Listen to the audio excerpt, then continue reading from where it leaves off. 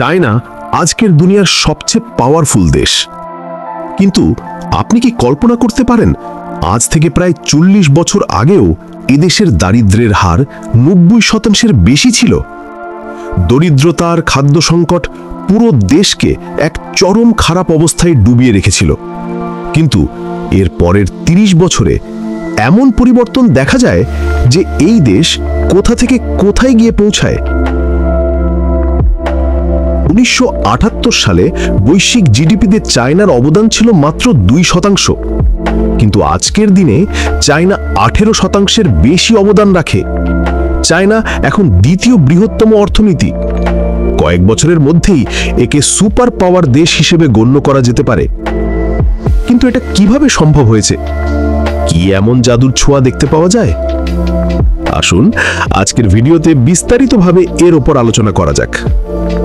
ভিডিওটি শুরু করার আগে আমাদের চ্যানেলটি সাবস্ক্রাইব করে বেল আইকনটি অন করে দিন, যাতে এরকম নতুন নতুন সব শিক্ষণীয় ও তথ্যবহুল ভিডিও আপনার কাছে সবার আগে পৌঁছে যায়। China was emerging from its cultural revolution as one of the world's poorest nations. In 1978, Deng Xiaoping had an idea, one that would turn communist China on its head. Since then, China has made extraordinary strides in various fields. So how did one of the world's poorest countries become a global superpower in just 4 decades?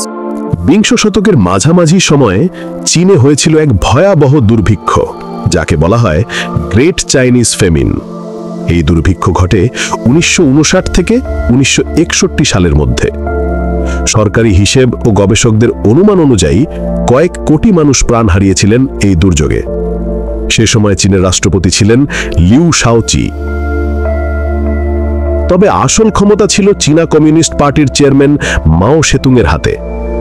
তারই নির্দেশে শুরু হয়েছিল great lip forward নামের এক বিশাল কর্মসূচি।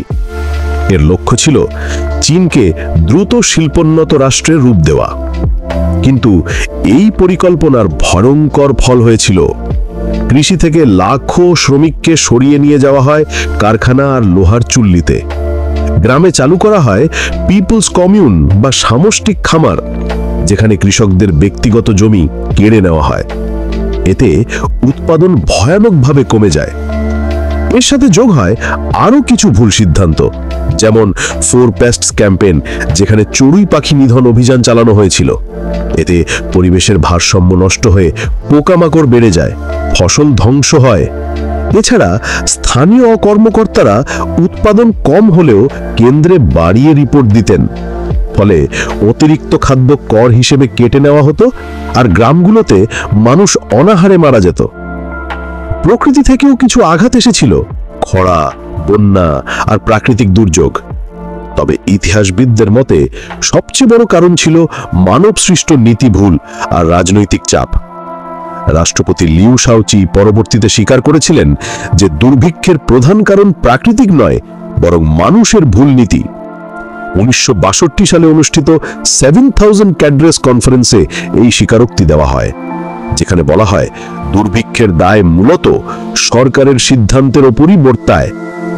শেষ পর্যন্ত বলা যায় এই মহাদুর্ভিক্ষ একসাথে প্রকাশ করেছিল ভুল নীতি, রাজনৈতিক আদর্শবাদ, প্রশাসনিক দুর্নীতি আর প্রকৃতির নিষ্ঠুরতা। আর এর মূল্য দিয়েছিল সাধারণ চীনা মানুষ, যাদের কোটি কোটি প্রাণ অকালে ঝরে গিয়েছিল। 1959 থেকে 1961 সাল পর্যন্ত চীনকে কাঁপিয়ে দিয়েছিল এক ভয়াবহ দুর্ভিক্ষ। কয়েক কোটি মানুষ অনাহারে মারা যায়, লক্ষ লক্ষ পরিবার ভেঙে পড়ে। এই ঘটনা চীনের নেতৃত্বকে চোখে আঙুল দিয়ে দেখিয়ে দিয়েছিল যে ভুল নীতি আর রাজনৈতিক একগুঁয়েমি দিয়ে দেশ চালানো সম্ভব নয়। রাষ্ট্রপতি লিউ শাওচি খোলাখুলি স্বীকার করেছিলেন যে এই দুর্ভিক্ষ মূলত মানুষের তৈরি ভুল নীতির ফল।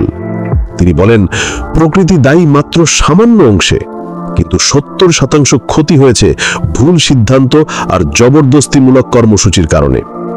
এরপর ধীরে ধীরে কৃষকদের আবার জমিতে স্বাধীনতা দেওয়া হয়, যাতে তারা নিজের মতো করে চাষ করতে পারে। এর ফলেই অল্প সময়ের মধ্যে খাদ্য উৎপাদন বাড়তে শুরু করে।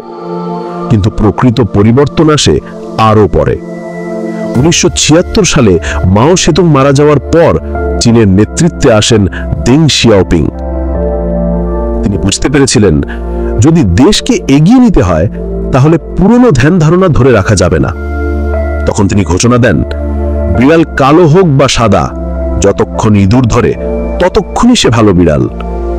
এই কথার ভেতরেই ছিল তার অর্থনৈতিক বিপ্লবের দর্শন, অর্থাৎ আদর্শ বা মতবাদ নয়, ফলাফলই আসল।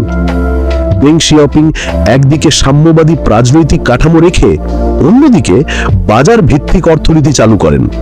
কৃষকদের জমিতে ব্যক্তিগত মালিকানা ফেরত দেওয়া হয়। গ্রামে উৎপাদন বেড়ে গেলে উদ্বৃত্ত খাবার শহরে আসে, আর শহরগুলিতে গড়ে ওঠে কারখানা আর শিল্পাঞ্চল। তিনি তৈরি করেন বিশেষ অর্থনৈতিক অঞ্চল, যেমন শেনজান, গুয়ানজু, যেখানে বিদেশি বিনিয়োগ আনা হয়, পশ্চিমা প্রযুক্তি ব্যবহার হয়। পশ্চিমা দেশগুলো চীনকে সস্তা শ্রম আর বিশাল বাজার হিসেবে কাজে লাগাতে শুরু করে। ফলে খুব দ্রুত চীন হয়ে ওঠে বিশ্বের কারখানা, যেখান থেকে তৈরি হতে থাকে জামা কাপড় থেকে শুরু করে ইলেকট্রনিক্স, খেলনা থেকে শুরু করে মোবাইল ফোন। এই অর্থনৈতিক উত্থানের পাশাপাশি চীন বিনিয়োগ করে অবকাঠামোতে হাজার হাজার কিলোমিটার রেল লাইন, আধুনিক হাইওয়ে, বিদ্যুৎ কেন্দ্র, বন্দর সবকিছু গড়ে তোলে। একই সাথে শিক্ষা আর গবেষণায় জোর দেওয়া হয়, যাতে মানুষ শুধু সস্তা শ্রমিক না থেকে প্রযুক্তি নিয়েও কাজ করতে পারে। মাত্র কয়েক দশকের মধ্যেই খাদ্য সংকটে ভোগা দরিদ্র কৃষি দেশটি হয়ে ওঠে বিশ্বের দ্বিতীয় বৃহত্তম অর্থনীতি। আর চীন প্রযুক্তি, উৎপাদন, অবকাঠামো আর সামরিক শক্তিতে সব দিক থেকে এখন এক সুপার পাওয়ার। তবে প্রশ্ন রয়ে গেছে, এটাই কি নতুন বিশ্ব ব্যবস্থা, যেখানে আমেরিকার জায়গা দখল করবে চীন, নাকি ভবিষ্যৎ হবে বহুমেরু কেন্দ্রিক? আপনারা কি মনে করেন, চীন সত্যি আমেরিকাকে ছাড়িয়ে 1 নম্বর সুপার পাওয়ার হতে পারবে? কমেন্টে জানাবেন। আর ভিডিওটি ভালো লাগলে লাইক, শেয়ার করে চ্যানেলটি সাবস্ক্রাইব করবেন।